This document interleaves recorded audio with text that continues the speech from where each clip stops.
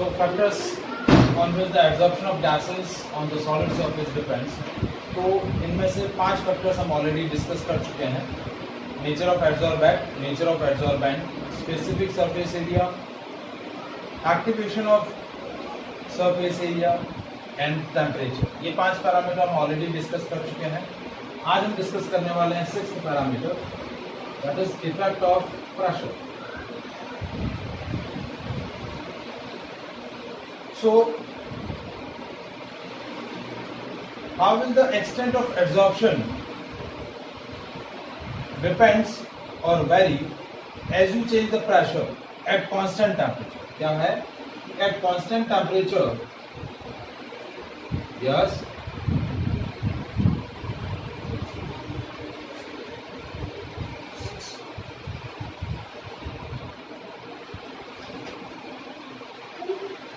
अब दिख रहा है बेटा?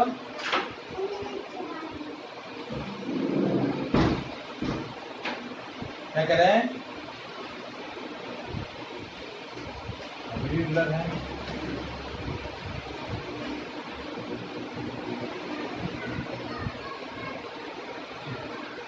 So, how the extent of at constant temperature, how the extent of absorption changes or vary as you change the pressure. Basically, what we are doing here, we are discussing the variation of pressure and extent of absorption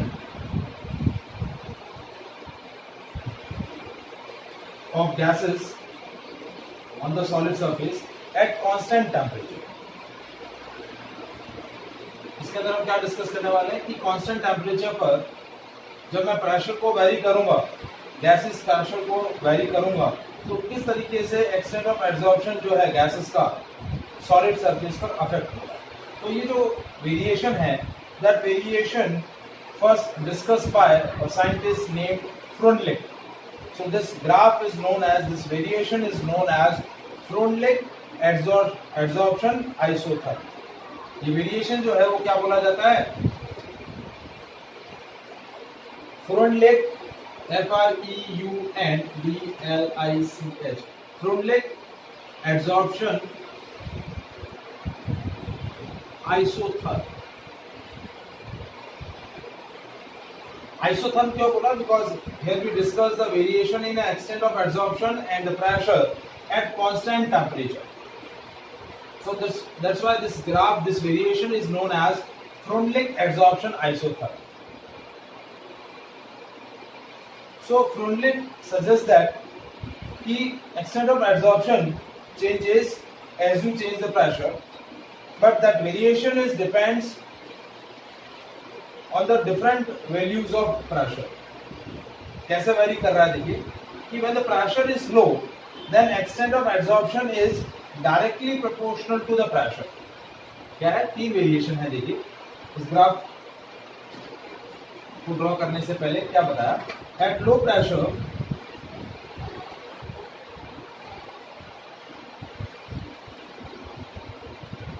extent of absorption is directly proportional to pressure. At intermediate pressure, मतलब ना तो ज्यादा लो है ना ही ज्यादा high है, extent of absorption is directly proportional to P to the power 1 by n, when n is a natural number. And at high pressure, extent of absorption, this x by m is never depends on pressure. It never depends on the pressure, means x by m is directly proportional to P to the power 0. So at the different values of pressure, extent of absorption, variation of extent of absorption with the pressure is different. Low pressure पे क्या हो रहा है? extent of absorption pressure के directly proportional है. At intermediate pressure, extent of absorption जो है वो pressure की power के 1 by n पावर पर डिपेंड कर रहा है. और हाई प्रेशर पर क्या हो रहा है? एक्सटेंट ऑफ एब्जॉर्प्शन जो है वो गैसेस प्रेशर पे डिपेंड ही नहीं कर रहा.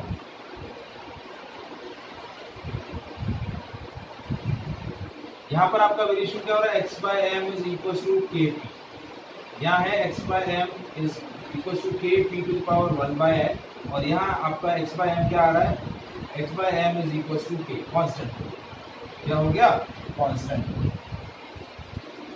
सो when we represent these three kind of different variation on the graph,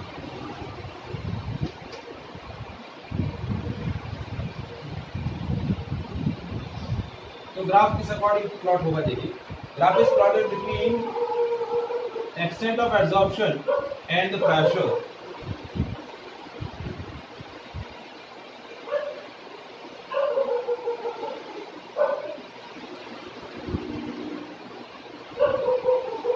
तो देखिए लो प्रेशर पर क्या हो रहा है, डायरेक्टली प्रोपोर्शनल है, डायरेक्टली प्रोपोर्शनल होगा तो क्या बनेगा, स्ट्रेट लाइन। फिर हाई प्रेशर पे क्या, इंटरमीडिएट प्रेशर पे थोड़ा सा ये कर्व हो जाता है, और फिर बाद में स्ट्रेट लाइन होता है। देखिए यहां तक जब लो प्रेशर है तो x by m is directly proportional to p, इस रीजन तक ये कर्व है, मतलब x by m is directly proportional to p to the power 1 by m, और इस रेंज पे x by m is directly proportional to p to the power 0। So graph is like that.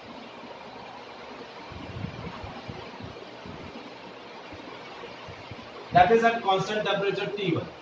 यदि temperature बढ़ाएंगे तो graph कुछ ऐसे बनेगा, slope increase हो जाएगा।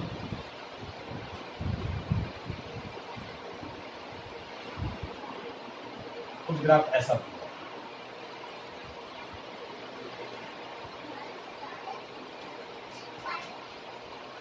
That is for temperature T2। So this variation in the extent of absorption and the pressure is known as Freundlich adsorption isotherm। क्या बोला जाता है, Freundlich adsorption isotherm। T2 is more than T1।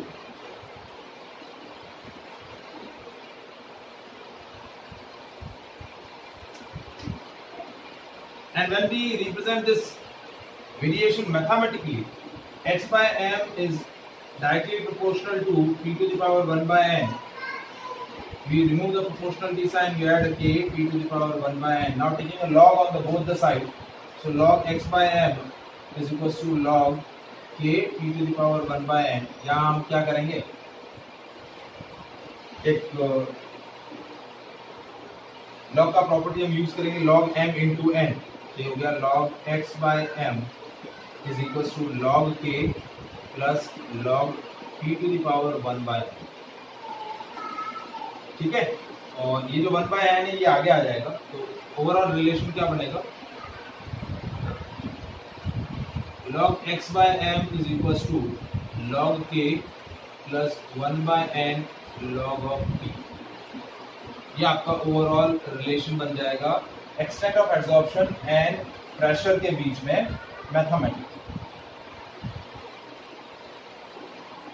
Mathematically आपका variation ये रहेगा। Is it clear?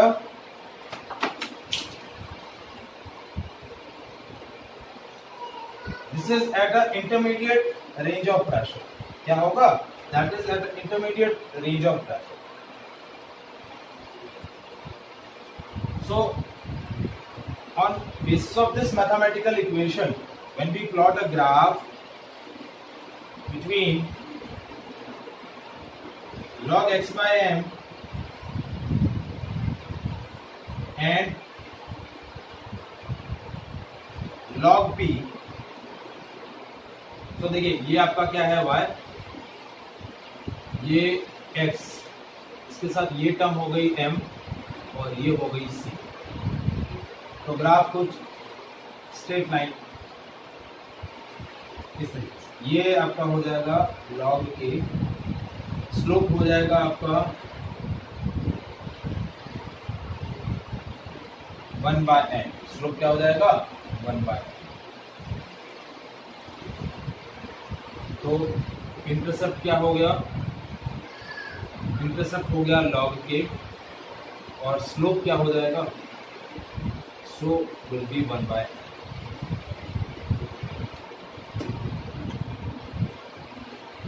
So this is the variation of extent of adsorption with the pressure. Is it clear?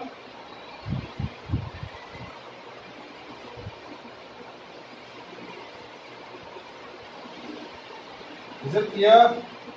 अब देखिए इस एब्जॉर्प्शन का जो प्रेशर के साथ रिलेशन है इसकी कुछ लिमिटेशन है। लिमिटेशन क्या है कि दिस लॉ और this absorption isothermal curve is fail eight the high pressure, जो कि क्या बता रहा है कि हाई प्रेशर पर एक्सटेंट ऑफ एब्जॉर्प्शन प्रेशर पे डिपेंड ही नहीं करता।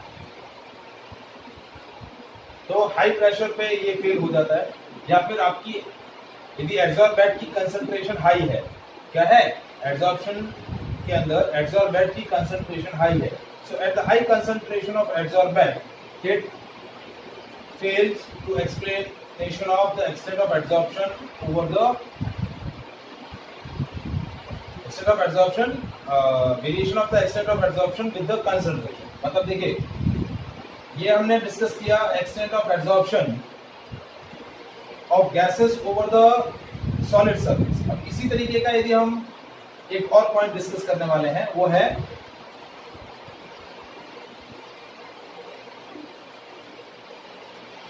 extent of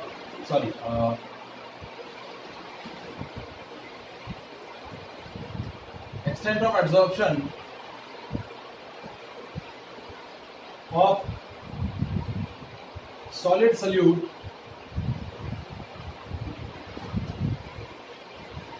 in solution।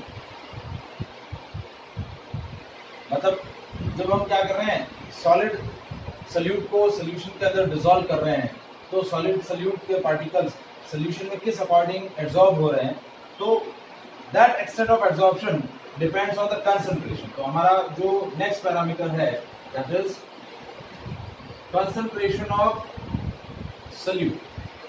देखिए ये एक्स्ट्रा पैरामीटर मैंने इसलिए डिस्कस किया क्योंकि जब हम extent of absorption of solid salute in solution discuss करेंगे तब वहां पर आपका एक्सटेंट ऑफ एब्जॉर्प्शन जो है वो कंसंट्रेशन ऑफ सॉल्यूट पे भी डिपेंड करेगा। In this case we are plotting a graph between x by m and the c। c is the concentration।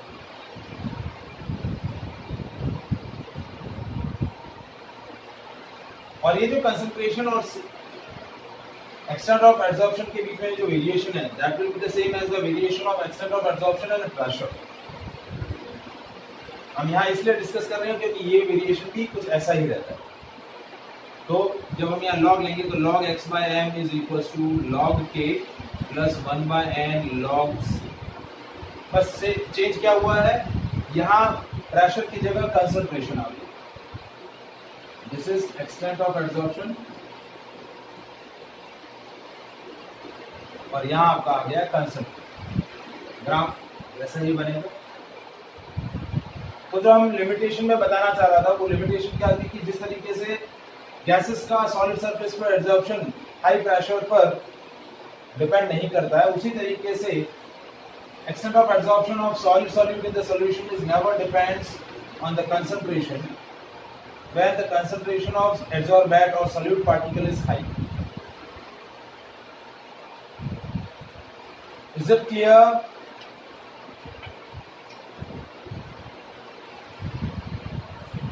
Is there any doubt?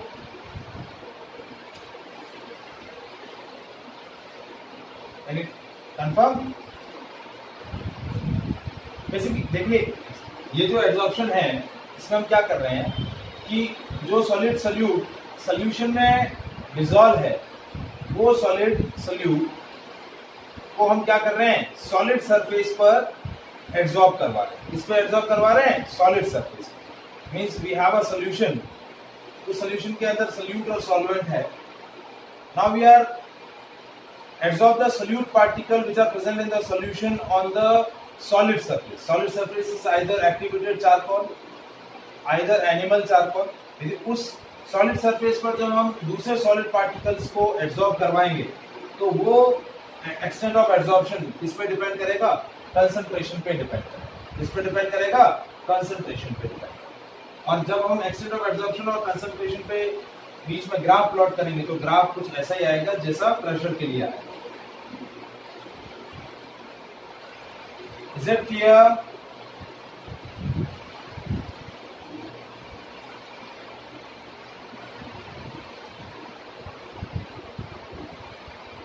Confirm? अब आपका इस chapter के अंदर जो इस सेक्शन के अंदर एब्जॉर्प्शन वाले सेक्शन के अंदर एक लास्ट टॉपिक जो दिया है वो है एप्लीकेशंस ऑफ एब्जॉर्प्शन, कि एब्जॉर्प्शन फिनोमेना कहाँ यूज होता है रियल एस्टेट या डेली लाइफ के अंदर एब्जॉर्प्शन का क्या यूज है, बता सकते हैं आप एब्जॉर्प्शन का क्या यूज है? मैं एक सिंपल सा आपको क्वेश्चन पूछता हूँ। नॉर्मली हम लोग जो है क्रीम वगैरह लगाते हैं, जैसे कौन सा बोलते हैं, फेयर एंड लवली है या गोरे दिखने के लिए जो क्रीम लगाते हैं, उसका मैकेनिज्म क्या होता है बता सकते हो?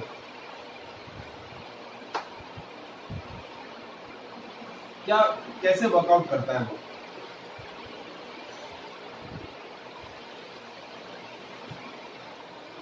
जैसे बाहर जाना होता है, मुंह वगैरह धोया, अच्छे से क्रीम व्रीम लगाया, पाउडर लगाया और घूमने निकल गए, तो क्रीम वगैरह लगाते हैं तो थोड़ी चेहरे पे ब्राइटनेस आ जाती है। तो बेसिकली क्या काम करता है, क्या कैसे वो वर्कआउट करता है?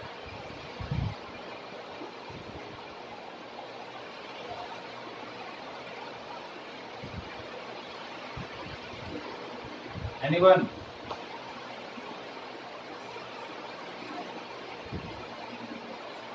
क्या करता है पार्टिकल्स को? ओके, मतलब जैसे आप क्रीम लगाते हैं आपकी स्किन ब्राइटर हो जाती है, तो ब्राइटर कैसे हो जाती है, रीजन क्या है?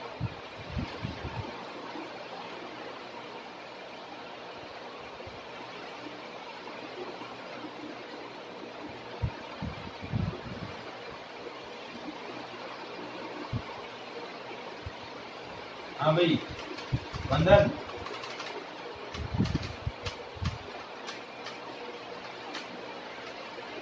पता नहीं क्रीम वगैरह नहीं लगा तो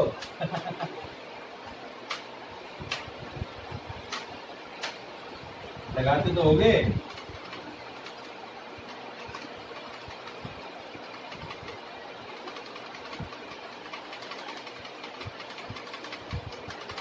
देखिए क्या होता है, जो नॉर्मली जो आपका क्रीम रहता है उसके अंदर जो भी ये क्या कहते हैं, क्रीम्स को स्पेशली क्या वर्ड हम यूज करते हैं, क्या बोलते हैं भाई इनको, बताओ यार, नाम है भूल गया एक्चुअली।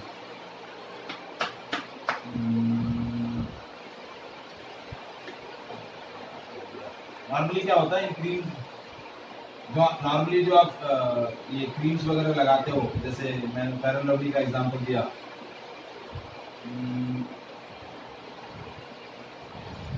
तो देखिए ये जो क्रीम्स होती हैं इनमें क्या होता है, नॉर्मली एक्टिवेटेड चारकोल इनके अंदर मिक्स किया रहता है, ठीक है? तो वो एक्टिवेटेड चारकोल क्या होता है, आपकी स्किन पर जो भी एक्स्ट्रा पार्टिकल्स होते हैं, जो पोर्स होते हैं, जो मॉइस्चर होती है, या फिर जिस किसी की भी ऑयली सरफेस होती है, उन पार्टिकल्स को वो क्या कर लेते हैं, अपनी सरफेस पर एब्जॉर्ब कर लेते हैं और स्किन के जो पोर्स हैं वो खुल जाते हैं, तो इस वजह से स्किन जो है वो ब्राइटर दिखने लगती है। नॉर्मली आप जब कंटेन देखेंगे तो इसके अंदर नॉर्मली क्या होता है, एक कंटेन में जो रहता है वो रहता है कैल्शियम का प्रोडक्ट रहता है, ठीक है? कैल्शियम कार्बोनेट रहेगा या कैल्शियम ऑक्साइड रहेगा, उसके साथ चारकोल रहता है मिक्स, ठीक है? तो ये दोनों क्या करते हैं, आपकी सरफेस पर जो भी ऑयली स्किन है या आपकी ड्राई स्किन है या आपकी स्किन पे कोई भी डस्ट वगैरह के पार्टिकल्स हैं, तो उनको वो क्या कर लेगा, अपनी सरफेस पे एब्जॉर्ब कर लेगा, पोर्स जो हैं वो ओपन हो जाएंगे, तो इस वजह से स्किन जो है वो ब्राइटर दिखने लगेगी। तो यहाँ पर क्या हो रहा है, सॉलिड सरफेस पर दूसरे एब्जॉर्बेंट मॉलिक्यूल का एब्जॉर्प्शन हो रहा है, अब दूसरा एप्लीकेशन कहाँ है, जहां पर भी जैसा मैंने डिस्कस किया कि जब भी किसी रिएक्शन मिक्सचर के अंदर गैसेस का प्रेशर डिक्रीज करना हो तो हम क्या करते थे, उस मिक्सचर के अंदर एक्टिवेटेड चारकोल ऐड करते थे। तो एक्टिवेटेड चारकोल क्या कर लेता है, गैसेस को अपनी सरफेस पे एब्जॉर्ब करता है। जैसे नॉर्मली जो लोग माइंस वगैरह में काम करते हैं, ठीक है, तो वो अपनी नाक पर क्या लगा के जाते हैं, गैस मास्क लगा के जाते हैं। क्या लगाते जाते हैं, गैस मास्क, ताकि माइंस में सडनली कहीं से क्या हो, कहीं से ड्रिलिंग करते टाइम यदि कोई गैस रिलीज हो जाए तो गैस जो है उस गैस को उस मास्क के अंदर क्या होता है, एक्टिवेटेड चारकोल रहता है। एक्टिवेटेड चारकोल उसकी सरफेस पे स्प्रेड आउट रहता है। तो एक्टिवेटेड चारकोल क्या करता है, उन गैसेस को अपनी सरफेस पे एब्जॉर्ब करता है। ठीक है, अब जैसे सपोज किसी सराउंडिंग में, किसी एनवायरनमेंट में आपको मॉइस्चर को एब्जॉर्ब करना है, तो हम क्या कर लेते हैं, उस सराउंडिंग में सिलिका जेल को स्प्रेड आउट करते हैं। तो सिलिका जेल क्या कर देता है, silica gel is used to absorb the moisture present in the atmosphere. Surrounding में यदि कहीं पर भी आपकी क्या होगी, एटमॉस्फेयर में मॉइस्चर होगी, तो मॉइस्चर को क्या कर लेगा, कंट्रोल कर, एब्जॉर्ब कर लेगा। क्या कर लेगा, एब्जॉर्ब कर। ठीक है, जैसे आपने लास्ट ईयर 11th के अंदर method of removal of hardness discuss किया था, तो उसके अंदर आयन एक्सचेंज मेथड भी हमने डिस्कस किया था। तो आयन एक्सचेंज मेथड के अंदर क्या होता है, जो वाटर में कैल्शियम और मैग्नीशियम आयन होते हैं या क्लोराइड और सल्फेट आयन होते हैं, वो क्या कर लिए जाते हैं, रेजिन्स के थ्रू। जो हम आयन एक्सचेंज मेथड के अंदर रेजिन्स यूज करते हैं, रेजिन के थ्रू वो आयंस, कैल्शियम और मैग्नीशियम आयन उसकी सरफेस पर एब्जॉर्ब कर लिए जाते हैं। क्या कर लिए जाते हैं, एब्जॉर्ब कर लिए जाते हैं। अब नेक्स्ट एग्जांपल देखिए, जो हम खाने के अंदर जो शक्कर यूज करते हैं, शुगर यूज करते हैं, उसके क्रिस्टल्स कैसे होते हैं, व्हाइट कलर के क्रिस्टल्स होते हैं। जबकि आपकी जो ऑर्गेनिक शुगर होती है वो कैसे, किस कलर की होती है, बता सकते हो ऑर्गेनिक शुगर? ये जो हम शुगर खाने में व्हाइट कलर के क्रिस्टल्स यूज करते हैं, ये इनऑर्गेनिक शुगर है। ऑर्गेनिक शुगर कैसी होती है, किसी ने खाई है ऑर्गेनिक शुगर?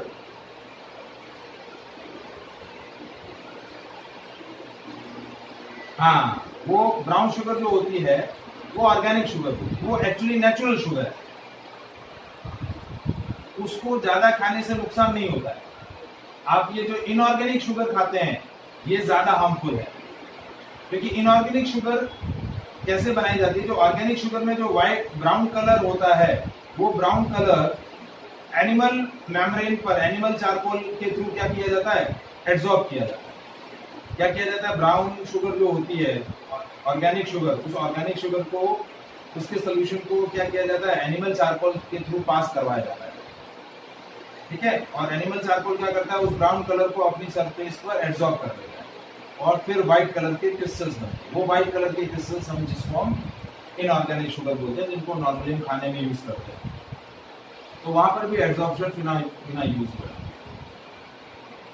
गैसेस को यदि हमें सेपरेट करना है मिक्सचर में से, तभी हम क्या करते हैं, एक्टिवेटेड चारकोल मिक्सचर के अंदर इंसर्ट कर देते हैं। तो एक्टिवेटेड चारकोल क्या करता है, गैसेस को अपनी सरफेस पर एब्जॉर्ब कर लेगा, तो वो गैसेस मिक्सचर में से सेपरेट हो जाएगी। क्या हो जाएगी, सेपरेट हो जाएगी। यदि मुझे किसी सराउंडिंग का, किसी चैम्बर का प्रेशर कम करना है, मतलब वैक्यूम क्रिएट करना है, क्या क्रिएट करना है, वैक्यूम क्रिएट करना है, तो भी हम क्या करते हैं, उस सराउंडिंग में हम एक्टिवेटेड चारकोल यदि स्प्रेड आउट कर लेंगे, तो एक्टिवेटेड चारकोल क्या करेगा, उस सराउंडिंग में प्रेजेंट जो गैसेस होंगी उन गैसेस को क्या कर लेगा, एब्जॉर्ब कर लेगा। So these are the real life applications of absorption. ये सारी जो मैंने पॉइंट्स अभी डिस्कस किए, all these are real life applications of absorption. कि एब्जॉर्प्शन प्रैक्टिकली रियलिस्टिक सिचुएशन में कहाँ यूज होता है। Why we are discussing the absorption? हमें एब्जॉर्प्शन क्यों पढ़ा? तो एब्जॉर्प्शन इस सारे नेचुरल मतलब प्रैक्टिकल फिनोमेना के अंदर यूज किया जाता है। Is it clear?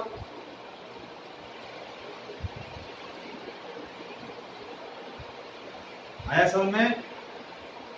तो ये कुछ एप्लीकेशंस आपको टेक्स्ट बुक में और भी कुछ एप्लीकेशंस आपको और दे रखी होंगी, तो आप पढ़ेंगे तो आपको समझ में आ जाएगा। सिंपल एप्लीकेशंस हैं, ज़्यादा टफ नहीं है। तो ये आपका सरफेस केमिस्ट्री का जो फर्स्ट सेक्शन है एब्जॉर्प्शन, ये हमारा कंप्लीट है। ठीक है,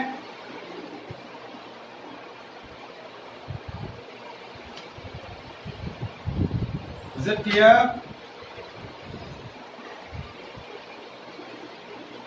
तो आज हम यहीं तक डिस्कस करेंगे, ठीक है। अब मुझे बताओ कि